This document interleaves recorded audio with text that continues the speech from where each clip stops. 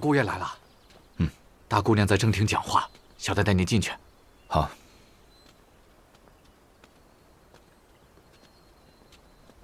大姑娘，大姑娘。姑爷，许氏姑娘们回自个院里讲话了。姑爷您稍坐，小的去寻人。好。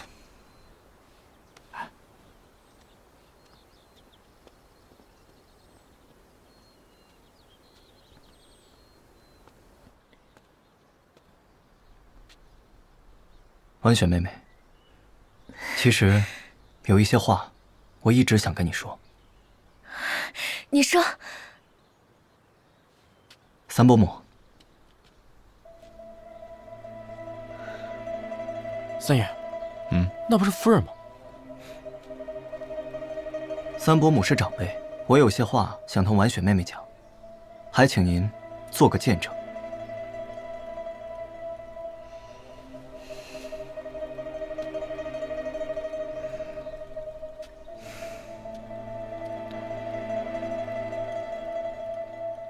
其实，我内心一直装着另外一个女子。你不要胡言乱语。你跟婉雪是定了亲的。谁？他是谁啊？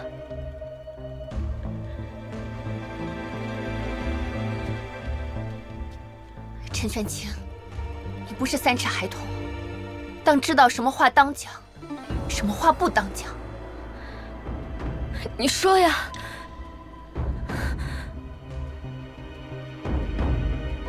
我不能告诉你，我只是想让你知晓，有这么一件事，有这么一个人。你若不愿意嫁我，那咱们的亲事可以就此作罢。你住嘴！你知不知道自己在说什么？什么叫他不愿意，亲事就此作罢？你若是心里有别人，为何要为难他？简直岂有此理！婉雪，你放心，这件事情陈家会给你个交代的。走。别！你心里既然有其他的女子，为何还要向我提亲？难道你是在向我提亲前，我就已经喜欢上他了。那为什么？因为我们不能在一起，我这辈子怕是都没法和他在一起了。你是不是疯了？既然如此，那我不要退亲。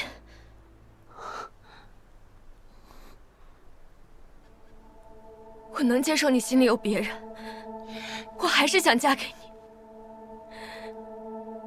你这是何苦啊？因为我从小就喜欢你啊！自从爹爹跟我说要把我许给你，我就盼着那一天了。每次继母欺负我，我都对自己说：“婉雪啊，你再忍一忍，你很快就要嫁给玄清哥哥了，你就熬出头了。”我不要退亲，我不要，我不要啊！婉雪，你好，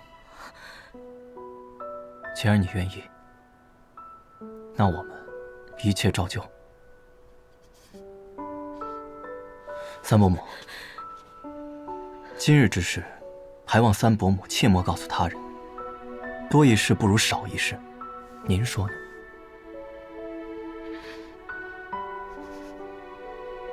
既然婉雪已经做了决定，那我自然不会多事。但我也希望你可以一心一意地对婉雪。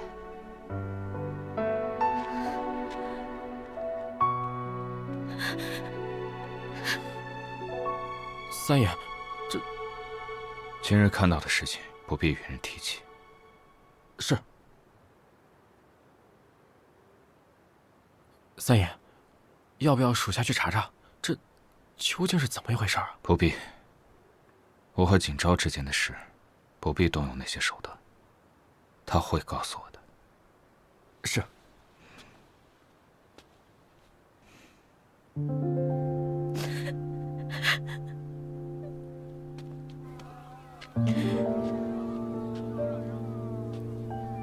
好，吩咐下去。夫人。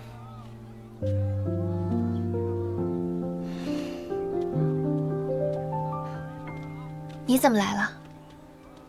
去了一趟户部衙门，顺路就过来看看，顺便来贺喜一下三姑娘乔迁。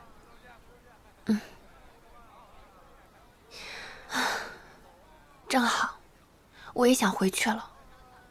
好，我们回家。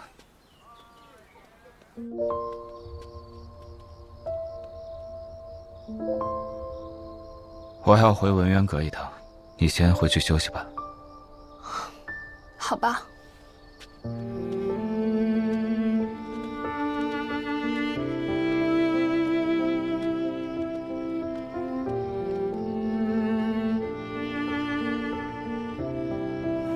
我一直当他是谦谦君子，想不到这话是从他口中说出来的。姑娘，你说这事儿，要不要告诉三爷？是要告诉，但这事儿要是挑明了，以三爷的性子，怕陈玄清和婉雪的亲事都得作罢。可这婉雪又铁了心的要嫁给这陈玄清。这样，传我的话下去，没有我的允许，就算我不在，也不许陈玄清进咱们院儿。你也多费些心，盯紧点儿。无论是请安还是用膳，只要陈玄清在，我就不要过去，尽量和他错开。是。那个炒笋尖放在这儿，老太太喜欢吃这个，快点。是。再看看后厨还有什么热菜啊什么的，都端上来。是。动作麻利点儿，一个个都码好了啊。玄清啊，这些日子衙门里的差事忙不忙啊？回祖母，这些日子翰林院在修大宴会典，比之前稍忙一点，但还好，能应付得来。好。前儿余家太太过来了一趟，提了你和婉雪的亲事。老太太，我们太太许是白天累着了，这会儿身体有些不舒坦，晚上就不过来用膳了。既是不舒坦，那就好生的养着，明儿不来请安也使的。是。吃吧。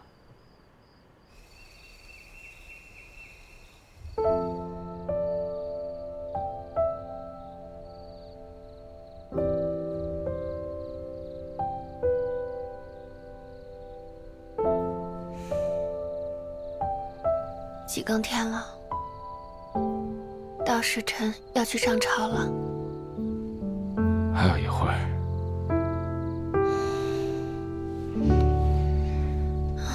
你最近好忙啊。是啊，今年夏训要开始了，要修河备灾，各地的官员都紧紧伸手要银子了。你这样每日都睡不了几个时辰，既如此，倒不如宿在文渊阁，还省了路上来回。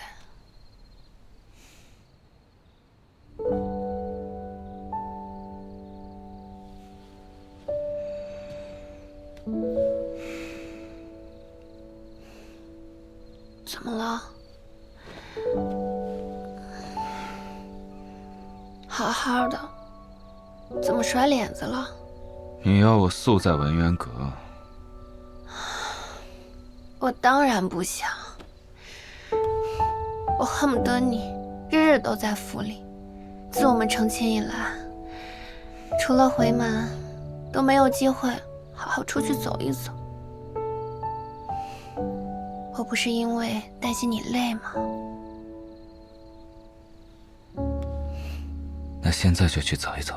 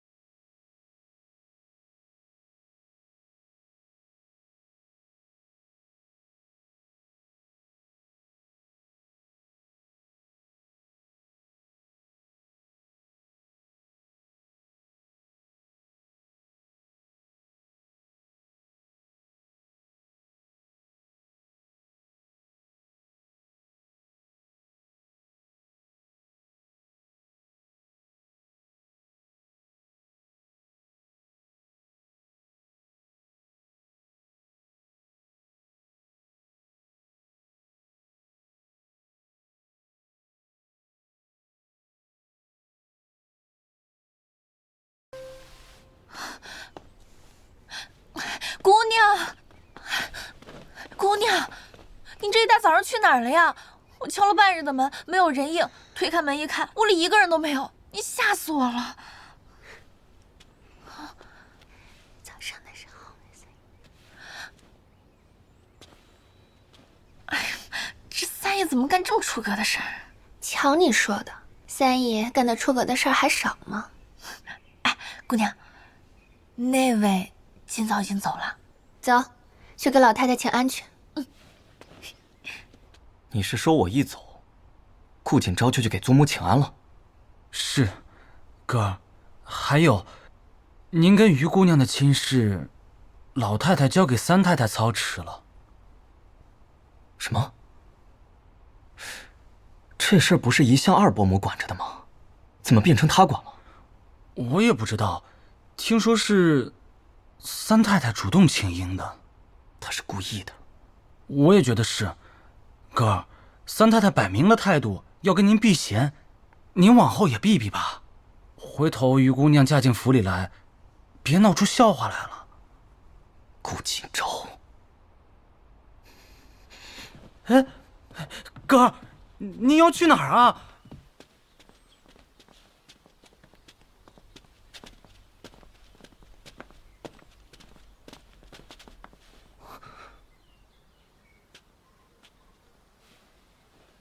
哥儿请留步。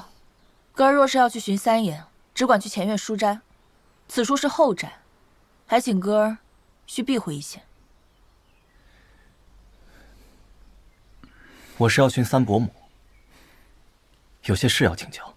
哥儿是堂堂翰林，能有什么需要请教太太的？太太近几日忙着哥儿的亲事，千头万绪正忙着呢，吩咐了谁也不见。哥儿请回吧。好。好。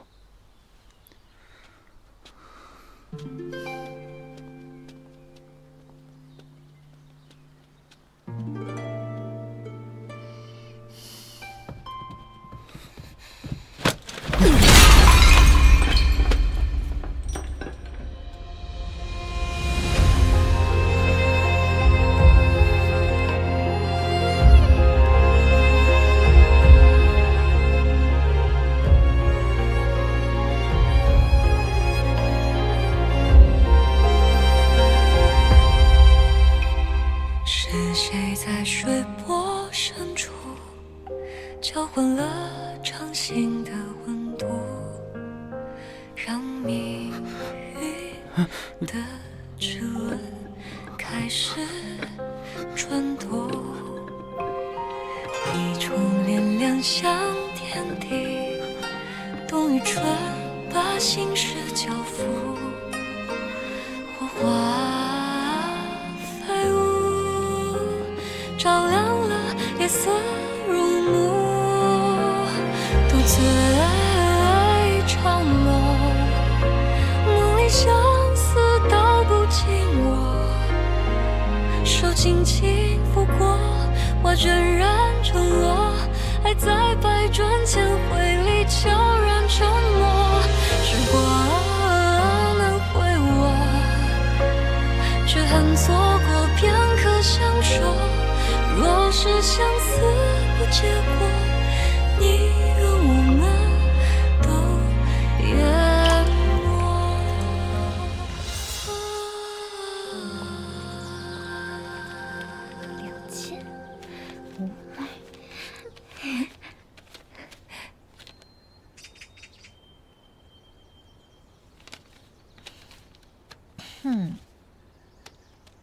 宁安郡王府的账怎么还没收回来？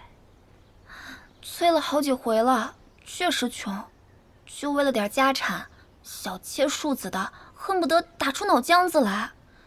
郡王爷又是只喜欢花天酒地、寅吃卯粮的，小的觉得这家一时半会儿估计还不出银子来，但毕竟是郡王府，说不定啊还有些用处。能有什么用处？上回太太请茶会，陈阁老夫人不做人，害您心里不舒坦，小的也气不过，总想着替您以牙还牙，出了这口气才好。你想怎么替我出气？老爷回来了。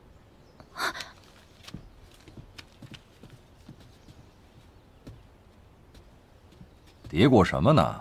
鬼鬼祟祟的。相爷，商量怎么给陈三添堵呢？哦，添堵好啊，添堵好，好好商量。嗯。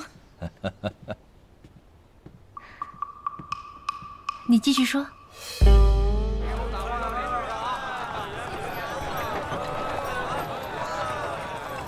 今儿林下斋开张，你怎么不在店里等我，反倒来府里接我了？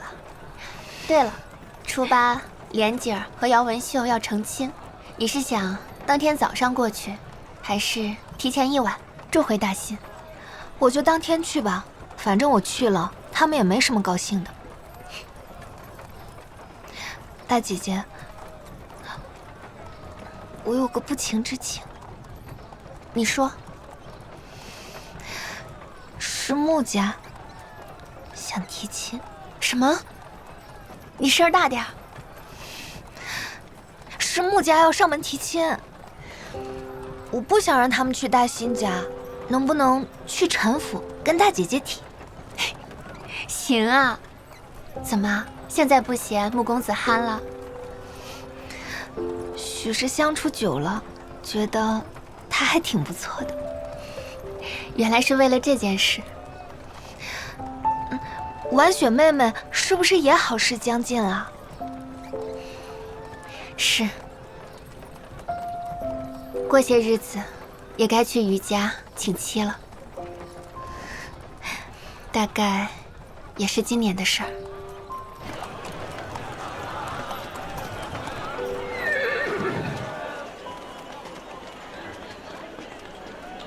姑娘，陈夫人，宁安郡王府的长史带着人马过来了，将咱们院子给围起来了。罗爷在外头拦着。宁安郡王府也没打过交道啊。这样，你和平叔去看看怎么回事，我在旁边探探虚实。好。本店向来都是遵纪守法，按时纳税，且做的都是正经生意。大人想必是误会了。啊，三姑娘，平叔，这位是宁安郡王府的长史赖大人。赖大人，这位便是笔店的东家顾三姑娘。见过赖大人。顾三姑娘，我怎么听说这林下斋的东家是当朝阁老陈彦允陈大人的夫人呢？这顾三姑娘是？陈夫人正是民女的长姐，赖大人若有什么话和民女说，也是一样的。明白了，是这样，我们府上有个唱旦角的戏子叫夏小寒，她的戏唱得很好，性子呢又很伶俐，很受我们王爷的喜欢。可前段日子不知道为什么，这夏小寒突然失踪了，我就派人四处打听，还真找到她的下落了。她现在就在这林下斋，那就请顾三姑娘把夏小寒交出来吧，本官也好回去复命。这夏小寒不是男的吗？真操蛋！怎么回事？回禀大人，本店只接待女子，因应仆妇下人连同后出杂役都只用女子。您所说的这位夏小寒，并不可能在笔府藏身，大人应是弄错了。怎么？顾三姑娘，这是要蓄意藏人呐？不敢，只是笔店今日刚好要开业，赖大人就领着人来找我要人，未免也太巧了吧？我怎么会知道你今天开业呀？本官也是奉命行事，顾三姑娘若再不交人，本官那就对不住了。来呀，给我搜！且慢，赖大人。且不说我姐姐是陈彦允陈阁老的夫人，就说笔店这今日开业，您这么一搜，我这生意自然是做不成了。若这人搜到了还好说，我大可跟着您去府里领罪。可若没搜到，郡王府必须给我林下斋一个交代。我林下斋今日预备的成本，均需郡王府承担。在座的街坊都是人证，敢问赖大人，可以答应吗？他们不敢，我敢！让开！遵天府办案，闲杂人等速速毙让！顺天府搜查逃犯，闲杂人等速速让开！上！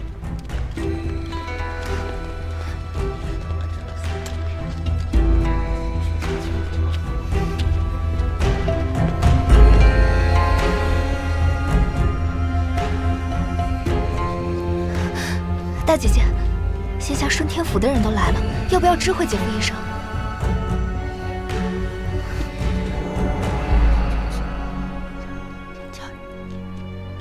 三姑娘，平叔，无论花多少银子，把那差役的头请到对面包厢，我有话要问他。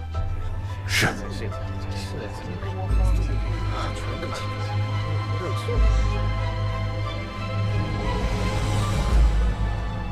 辛苦辛苦，请。哎呀，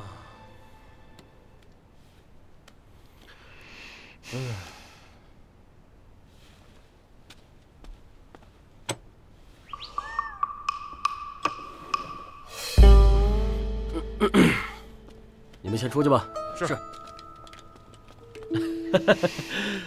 姑娘这么给小的面子，小的要是再搪塞，那就不是人了，不是？其实小的知道的也不是特别确切。姑娘，要不您好好想想，您背后的东家最近有没有得罪过什么人？像他那样的身份，还敢与他计较的，那也不多，不是？平叔。哎呦，在下公务繁忙，就不打扰了，告辞。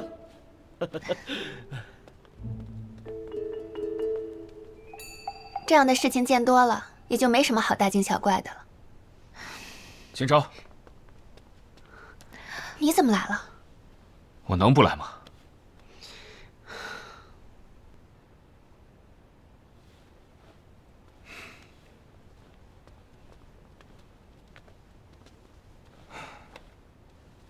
陈毅把事情的经过都跟我说了，我陪你去顺天府走一趟。不用啦，此事我也有头绪，而且根源不在顺天府。你还是赶紧回文渊阁待着，不用担心我。你这是说的什么话？我能不担心吗？我知道你见惯了商场诡谲，可此事既然已经牵扯到了宁安郡王府和顺天府，自然是由我出面的。真的不用，之前和官府打交道的事情都是我自己解决的，你要相信我。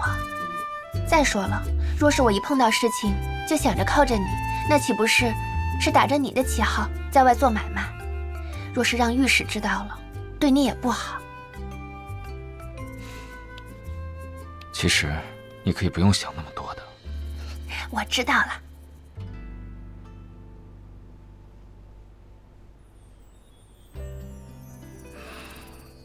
好，那就按照你的想法来吧。那我走了。三爷，这顺天府真是吃了豹子胆了，竟敢明着刁难夫人。哼，郑孝友堂堂顺天府尹，朝廷正三品大员，竟然这么愿意给王玄范当狗，也好，那就先拿他开刀吧。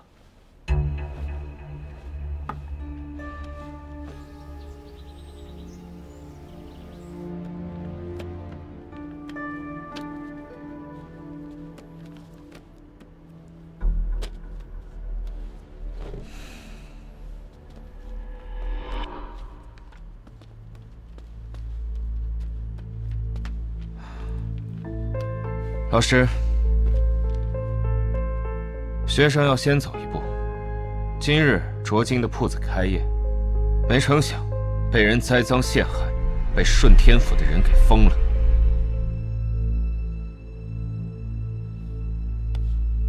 哪家的歹人？顺天府也是，不要颜面了。是啊，学生也在想，顺天府竟敢这般目中无人，势必有所依仗之人吧。好在是非自有公断，而这背后之人，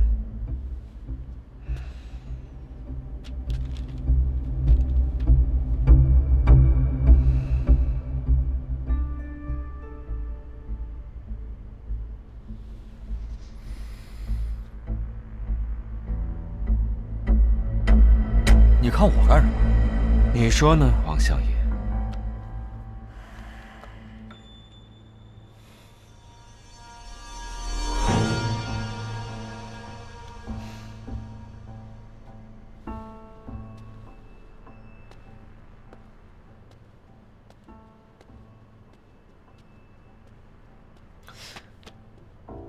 呵，这人真有意思啊！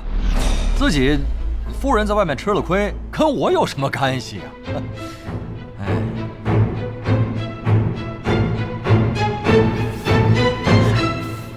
老三是堂堂阁老，你是阁老夫人，为了些蝇头小利，闹得满京城看笑话，不值当的。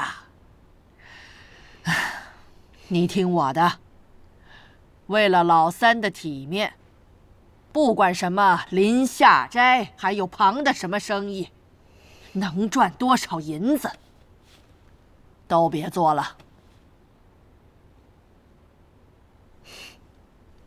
母亲说的是，儿媳刚好也是这么想的。这么想就错了。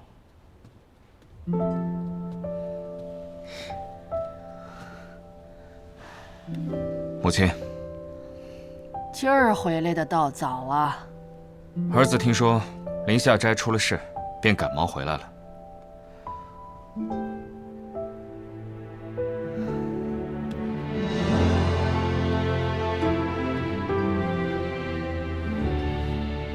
林下斋的生意不但要做，还要好好做。三爷，今儿都闹成那样了，你就不怕伤了体面？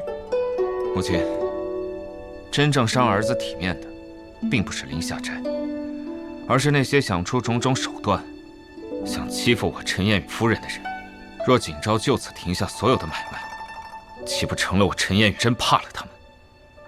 那才是真正的伤体面。这倒也是啊。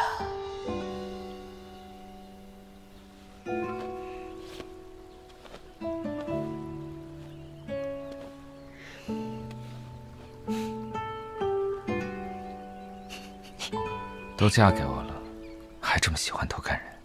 你可真会唱红脸，难怪喜欢扮官老爷呢。那是自然，我可是唱惯了红脸的。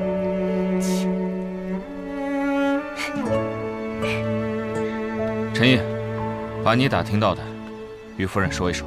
是。夫人，宁安郡王府确实丢了一个戏子，不过那都是……姑娘，三爷，我查到了。怎么样？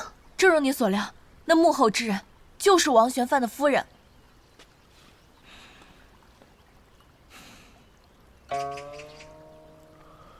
我跟着赖长史回到了宁安郡王府，没等多久，那王夫人的陪房也进了府。但赖长史匆匆又外出，我就跟了过去。结果，他居然去了当铺赎东西。我使了些银子去打听，没想到他赎的竟然是丹书铁券。丹书铁券，那是先帝御赐之物。这宁安郡王真是活得不耐烦了。其实属下那这么说来，也就说得通了。堂堂郡王，就算是欠了一些银子，也不至于愿意给人当刀使。没想到，当的竟然是丹书铁券。若王夫人愿意免了郡王府的一些欠银，又能再借出一笔银子，让他赎回丹书铁券，那郡王府自然会奉命行事，予取予求。这么说，郡王府也是拿了王夫人的印子钱。你知道王夫人在外放账的事情？你又是怎么知道的？她在茶会上那般刁难我，我自然会命人去查一查她的底细。结果一查就查到了她在外放账的事情，而且放的还是阎王账。我查到，宁安郡王府欠了王夫人足足2万两，这就是利滚利。郡王府还不出那些银子，王夫人又知道郡王府当了丹书铁券的把柄，所以只好任其拿捏。刚好，王夫人又记恨我揭开她染指贡品的事，所以就让那郡王诬陷报复于我。夫人说的是，属下查到的正是如此。王夫人身为朝廷诰命，在外放账已属不法，还以利钱威逼武训，真是胆大包天。我可以命人弹劾王选范。你能做到哪个地步？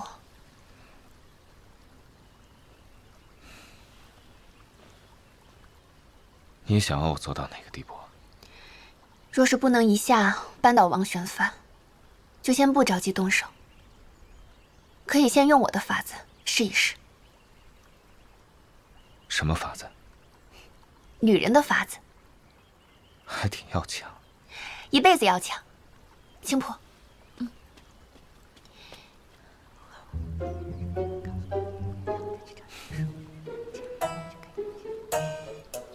三爷，属下也没想到夫人查消息的速度居然这么快，还这么全面。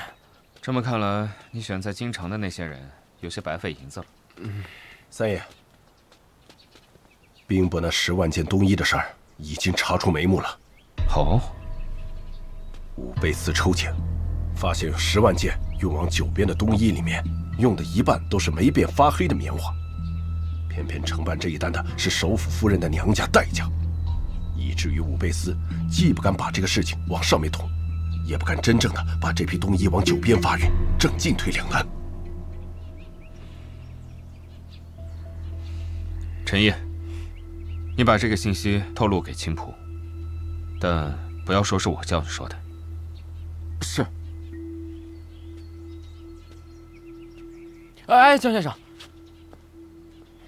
冬衣的事跟夫人有何干系？没干系。倘若夫人能够解决这件事情，那就等于卖了首府夫人一个好，其利无穷也。你好好想想，关键是别让夫人察觉，是三爷叫你透露的。这又是为何？说了你也不懂，就照办吧。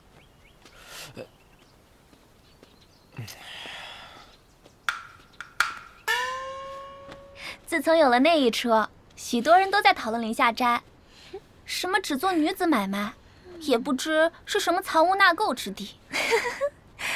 要不说你的主意好呢，这笔速断不错，赏你了。多谢太太。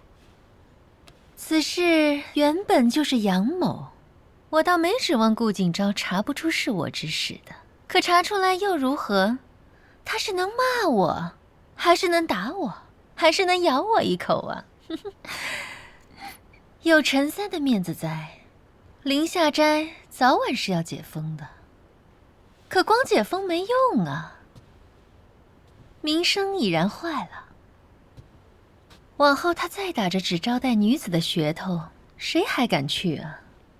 哪家夫婿不怕那里藏了个戏子，躲了个男人啊？这就叫做有冤无处诉，有苦说不出。英明莫过于太太。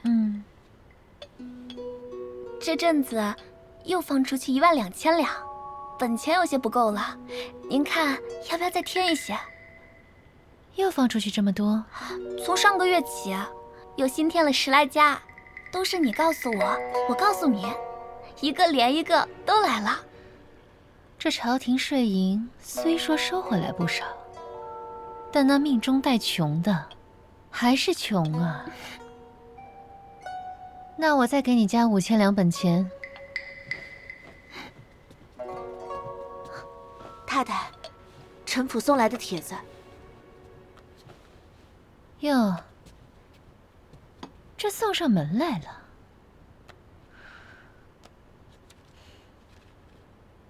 怎么还约在外头了？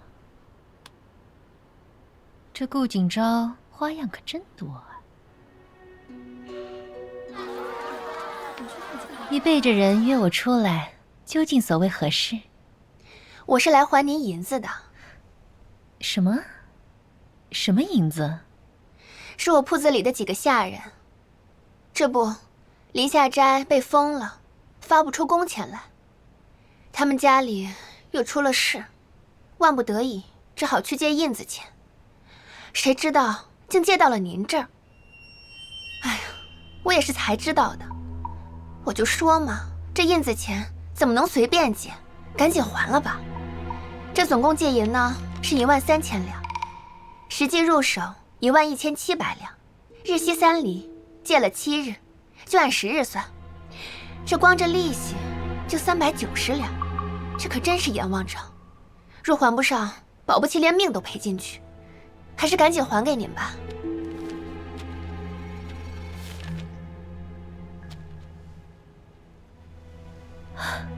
什么印子钱，与我有何相干？是吗？可我听说，就是您陪房的丫头在外头放的账啊。难道你不是奉了王夫人的命？当然不是。你年纪轻轻的，怎么还血口喷人啊？我怎么会做出放账这种事情？我就说嘛，以您的身份，在外头怎么敢放印子钱？这可是天大的忌讳。真不是您的？绝对不是。那这钱我就不还了。青浦，传我的话下去。若是谁来要账呢，就过来管我要。我正好带他去顺天府。这大雁律怎么说来着？啊，私放重息债者，吃300。王夫人，那我们先告辞了。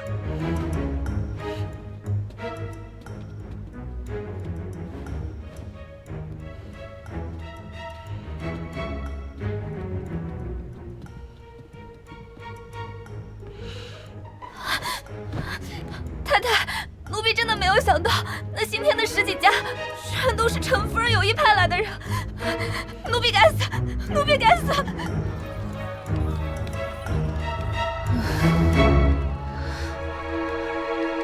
姑娘，这王夫人果然是不认账。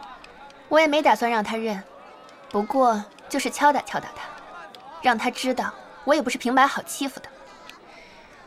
若是想要扳倒王夫人，让林下斋重振旗鼓，还得有另外一个人帮我才行。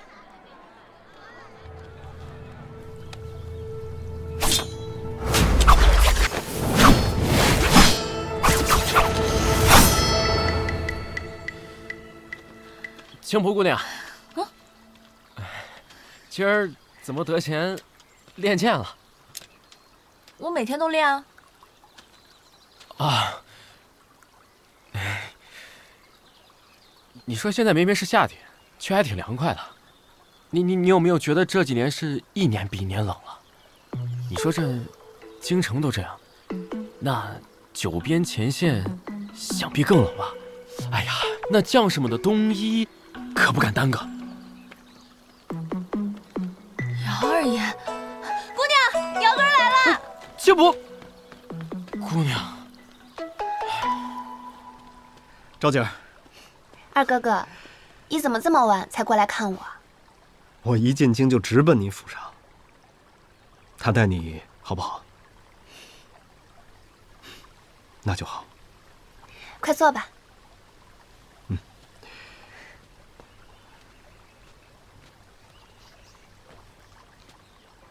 你是说10万件冬衣，有一半用的都是发霉的棉花？是。不是吧？当初代驾仗着傅夫人的事，硬生生的抢下来这一标，结果却出了这么大的纰漏。想来这阵子傅夫人应该是头疼不已了。这便是我这次来寻你的目的。